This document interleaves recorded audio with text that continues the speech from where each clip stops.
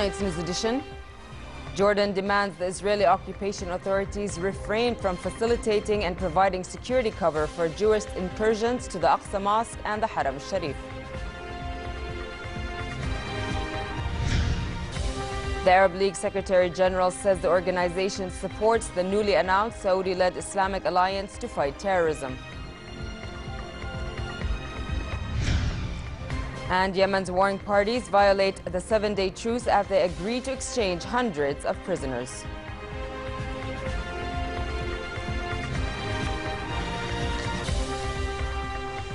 Good evening and welcome to the news at 10.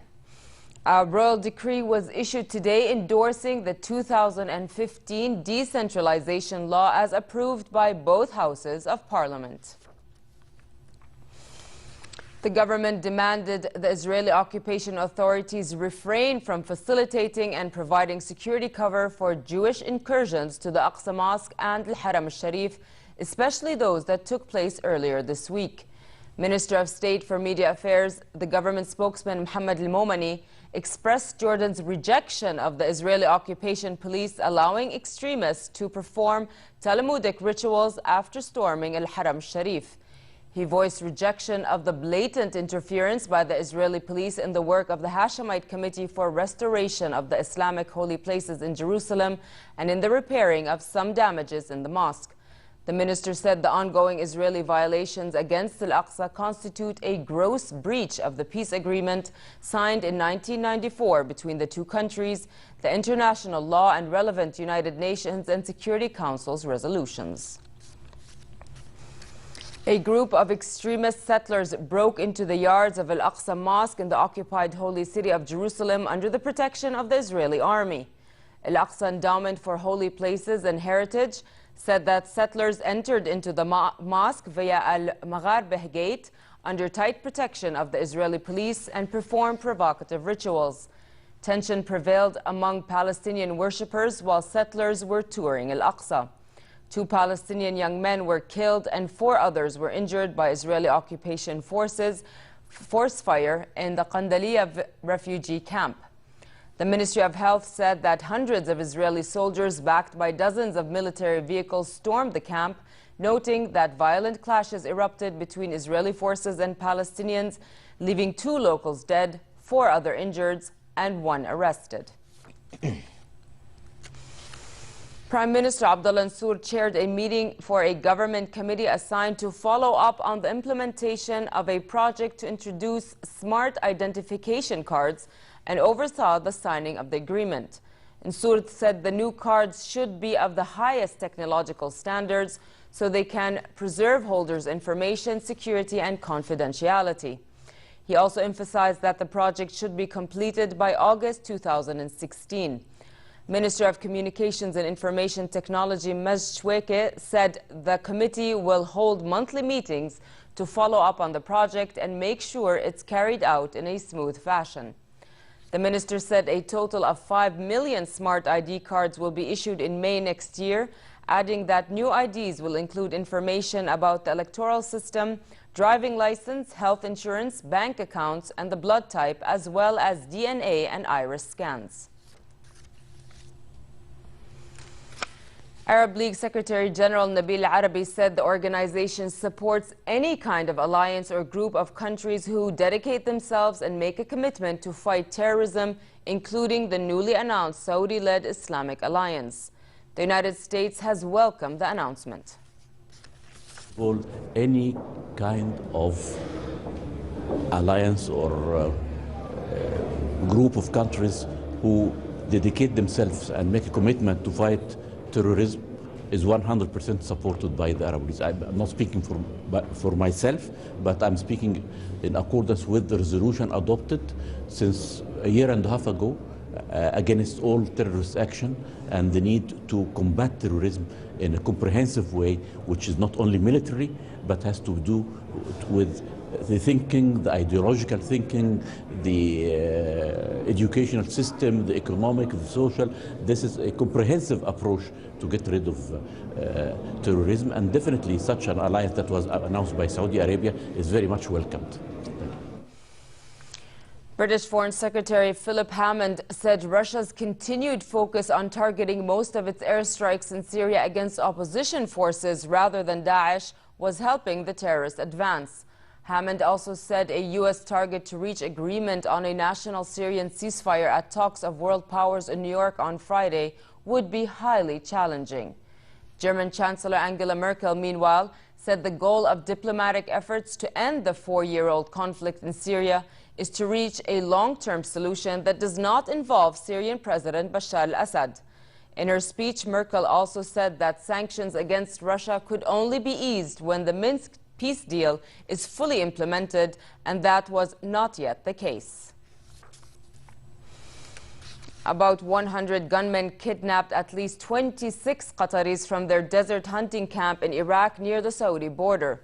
2 police officers in Samawa confirmed the kidnapping and said Iraqi security forces had launched a wide-scale search for the Qataris in the area. Qatar's foreign ministry confirmed the abduction and said it was working with the Iraqi government to secure their release as soon as possible. There was no immediate claim of responsibility for the mass abduction. Meanwhile, U.S. Defense Secretary Ash Carter arrived in Baghdad for talks with U.S. military commanders, seeking ways to intensify the fight against Daesh. U.S. Defense Secretary Ash Carter was hoping to discuss with Iraqi officials Washington's offer of attack helicopters and advisors to help retake the city of Ramadi as part of an intensified fight against Daesh. Carter said he would also be speaking to U.S. commanders to get a reading on the battlefield, and they're thinking about ways to accelerate the campaign to defeat the terrorists. Yemen's warring parties agreed to exchange hundreds of prisoners in a move aimed at supporting UN-sponsored peace talks, which resumed for a second day in Switzerland. Some 360 members of the Houthi movement held in Aden would be exchanged for 265 southern civilians and fighters, and both groups were en route by bus towards the exchange venue in central Yemen. Despite the 7-day truce, sources said Saudi-led strikes hit positions of the Houthi group in 2 conflict zones. Residents in the city of Taiz also reported an airstrike there after Houthi forces launched rockets on the area. Saudi state news agency SPA said the Houthis killed one of its officers in a border area after the ceasefire began. The Hadi-run Sabah news agency said 5 loyalist fighters and 3 civilians were killed in Houthi shelling in Taiz.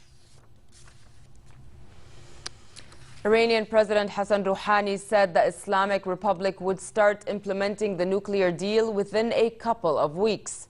Rouhani said the closure of investigations into Iran's past nuclear activities was a political victory for the country. The International Atomic Energy Agency's Board of Governors passed a resolution yesterday ending its long-disputed issue of so-called possible military dimensions to Iran's activities. However, a team of sanction monitors said Iran had violated a UN Security Council resolution by test-firing a missile in October, which is capable of delivering a nuclear warhead. Diplomats said the rocket test on October 10th was not technically a violation of the July nuclear deal between Iran and 6 world powers, but the UN report could put U.S. President Barack Obama's administration in an awkward position. Iran has said any new sanctions would jeopardize the nuclear deal. A rare tornado hit Sydney with destructive winds above 200 kilometers an hour, bringing down trees and power lines, reeling of roofs and walls, and causing flash floods. The Bureau of Meteorology issued the rare tornado warning around midday as the dangerous storm swept up the coast from Sydney south, forcing some international and domestic flights to be diverted to other cities. Here's more. This was how parts of Sydney looked after a rare visit from a tornado. The storm swept in, bringing with it winds of more than 200 kilometres an hour and hailstones the size of cricket balls. Some flights were diverted to other cities. About 6,000 homes were left without power. Homes and businesses have been damaged, but no serious injuries have been reported. Really strong wind, we heard it, and then all of a sudden rain came and just wiped out our factory, really. Yeah, our whole office is flooded, so it's like right on Christmas, it's not good. Australia is experiencing an El Niño weather pattern which can bring extreme storms, floods and droughts. The countdown to New Year's Eve begins in Times Square. A giant numeral 16 was trucked into the center of the plaza, marking 16 days until December 31st. The numbers were lit up and will be available for passers-by to pose and snap a selfie, but only for a short time, explains Jeffrey Strauss, the president of Countdown Entertainment, who helped set up the numbers that will be part of the official ball drop on New Year's Eve. Strauss says the warmer weather this year is surprising and may bring out more people than usual to the annual ball drop. The event draws people from around the world who begin lining up early in the morning to secure a spot.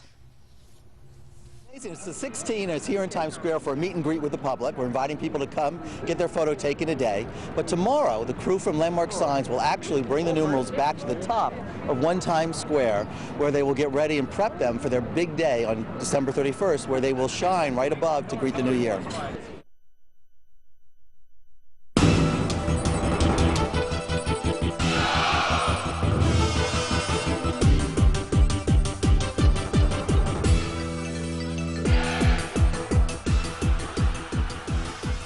Andy Murray beat Roger Federer 6-4 to help the Singapore Slammers to a 27-24 win over the UAE Royals in International Premier Tennis League action. The Slammers got off to a good start in legend singles as Carlos Moya beat Goran Ivanisevic 6-4. Karolina Pliskova added another win with a 6-5 victory over Kristina Mladenovic in the women's singles match. The Royals got their only win of the night in the mixed double competition.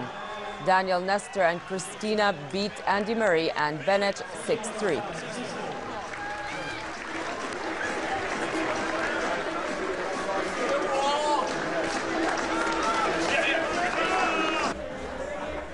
Serena Williams, who held all 4 of tennis's Grand Slam titles for the second time in her career and won 53 of 57 matches in 2015, was honored by Sports Illustrated as a Sportswoman of the Year in New York.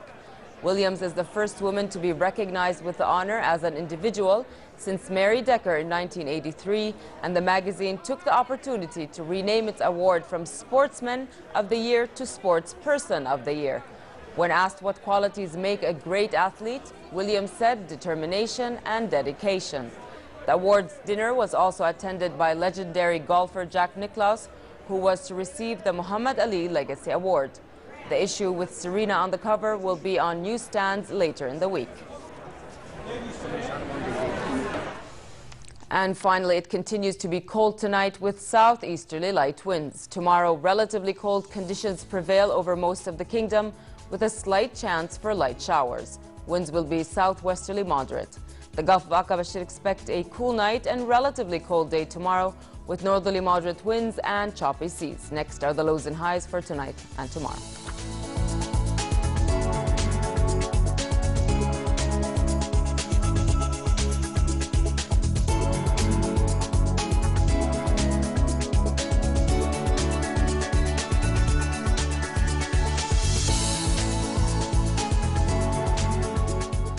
To end the news, here's a reminder of our top stories. Jordan demands the Israeli occupation authorities refrain from facilitating and providing security cover for Jewish incursions to Al-Aqsa Mosque and Al-Haram Sharif. The Arab League Secretary General says the organization supports the newly announced Saudi-led Islamic Alliance to fight terrorism. And Yemen's warring parties violate the 7-day truce as they agree to exchange hundreds of prisoners. With that, we come to the end of tonight's news. I'm Nancy Khair. Thank you for watching and have a good night.